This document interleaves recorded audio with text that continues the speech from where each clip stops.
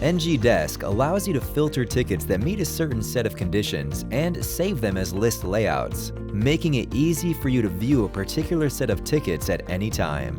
You can create multiple list layouts and customize them for different roles. List layouts are found in the top bar of the Tickets page. To view the available list layouts, click on the Layouts icon. ngDesk provides users with several predefined list views of tickets, including all tickets, your tickets, active tickets, and inactive tickets. When you create a new list layout, it will also appear in this list. You can select a layout and view the list of filtered tickets for that layout in the Work panel. Click the Layouts icon again to hide the list of layouts. To manage list layouts, navigate to and select Modules from the sidebar.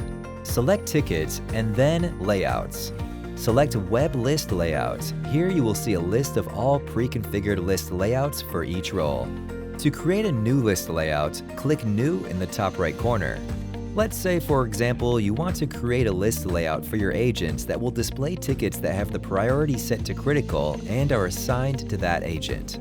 Enter a name and a brief description for the new layout. Select the applicable role that you will be creating the layout for and who will be able to view and use this layout option. If you would like the layout you are creating to be the default layout for the role, check the Default box. It is important to note that there must be one default list layout for each role. For this example, we do not want the critical tickets layout to be the default for agents, so we will leave it unchecked. Next, you will need to define the conditions that will filter tickets into this layout. Click on the plus icon next to Meet All Conditions to add conditions that must be met for a ticket to show in this layout.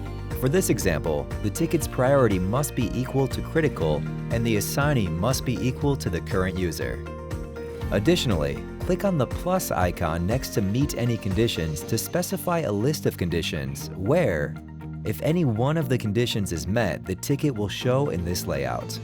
The final step is deciding what titles will show across the top bar of the tickets table for this layout.